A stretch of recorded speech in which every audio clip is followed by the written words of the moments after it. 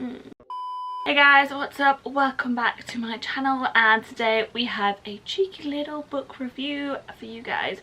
As you can probably tell from the title, we are going to be reviewing The Graces by Laure Eve, and I really hope that's how you say her name, otherwise I'm really sorry. But yeah, so we're going to be reviewing this today. Now, I got this one really impulsively from Yelp. It was just sat there on the table, looked gorgeous and just sounded incredible.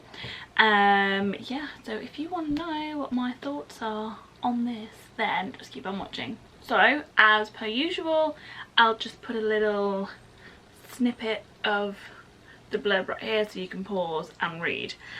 But overall, I'd like to say this is like a witchy type book. It's not full on witchy because we don't know, it's not explicitly said in the novel if anyone is a witch or not, so, but that's the sort of vibe it goes down. So it's really Twilight-esque, I want to say. So new girl moves into town, she's got something mysterious going on with her, we don't know, but it's always alluded to, and then she sees these siblings, the Graces, and she befriends the younger one, and she's just infatuated by them. They're all mystical and mysterious and real hippie and indie with all their like jewelry and black clothing and just, you know, that sort of vibe. So yeah, she's just infatuated from them from the beginning, and spooky stuff surrounds them and they try and do spells and stuff, but it never seems to work.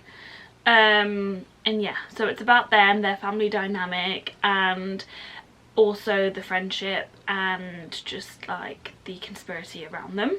So from that, it sounds pretty cool, but it was a little bit drab for me, a little bit slow and not quite what I expected, but also it wasn't what I expected in a good way too. So you take from that what you will. Let's go into those reasons. So just because it is quite Twilight-esque with the mysterious people and the new girl gravitating towards them and that sort of thing, it is quite similar to a lot of YA fantasy that I have read before, specifically Twilight.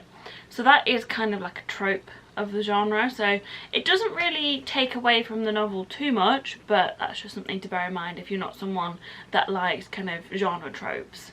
So the main character is called River. That's not actually her like birth given name, that's like the name she gives herself. So I kind of get what Eve is trying to do with River, trying to make her like mysterious and cool, but then also needy like the new girl typically is, but she really annoys me, and she annoyed me right up until the end, and then she switched and then I quite liked her. But she was just always really dependent and just really needy, like a little puppy dog, like seeking validation from the Graces. She wasn't really her own person, and it was just really cringe for me. Like I was like, pull yourself together, girl. So she kind of annoyed me, but when I got to the end of the novel I did understand why Eve portrayed her like that, because now towards the end of the novel she's a lot stronger, she knows who she is, and once you kind of know her story you see why she's a bit battered, bruised and really kind of in her own self. But she really got me. Sorry if I seem to have moved, my battery died, so yeah, anyway, let's carry on.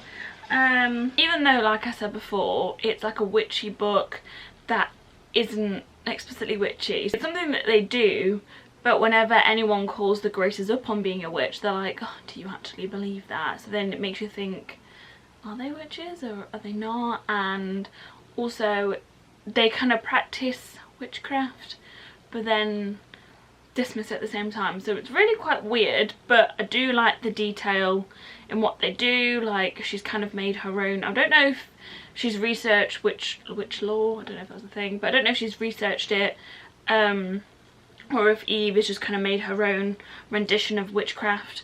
But I do like the detail that is gone into it. I think it really pulls the story together and it really makes it a lot more believable. And like I said before, the Graces never actually kind of explicitly admit to being witches or anything like of the sort. It's always just a bit like, this is just the way we live and this is just what we do. And it's not until River comes on the scene that I think they start to believe all of that like kooky stuff.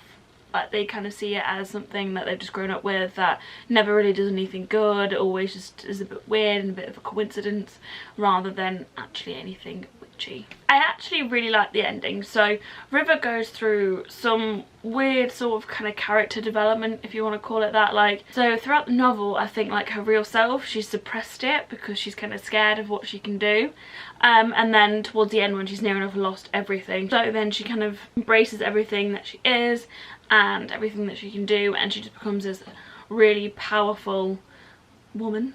Yeah, so it's kind of like, you just do you, boo, and everything else will fall into place. The ending definitely did switch my opinion of the whole novel around. First, my opinion was just a little bit more indifferent. I was a bit like, oh, I mean, that was a pleasant read, that was good, got through it fairly quick, nothing special. But then the ending did get me, and now I'm a little bit more intrigued.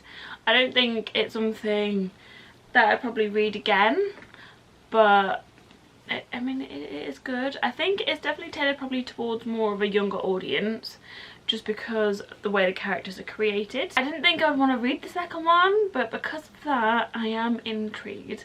It's by no means like at the top of my pile to read. I've got so many other books that kind of intrigue me more to read those first. So the writing style, Eve just writes clearly, consistently, the descriptions are just on point. You really do feel like you're kind of in the moment. Like the whole setting, everything is perfectly chosen for the mood and for the situation that's going on. Anyway, so that was my review of The Graces by Laure Eve. Overall, it's a great novel if you're kind of wanting a brain and neutral type YA fantasy novel. I definitely say it's something more tailored towards younger readers rather than myself, because it is all like a little bit surface level. Like the characters just annoy me a little bit because they're just I feel like they're just young little 15-year-olds that don't know what they're doing with their lives, but they're trying to be adults. Anyway, that's not the point. That sort of thing. It's definitely worth giving it a try, like looking online about it. It might be your cup of tea, but I am interested into what the second novel will be like, so stay tuned for that review. But yeah, this is it for today, guys. Apart from that, thank you very much for watching. Don't forget to like and subscribe, all of that good stuff down below, and I'll see you in the next one. Bye! Screw it. So yeah, anyway, we're going to be I can't speak. Okay. Oh, cool. Are we in focus? And now my battery thinks it's gonna die. Beautiful. Alright, so I'm sorry.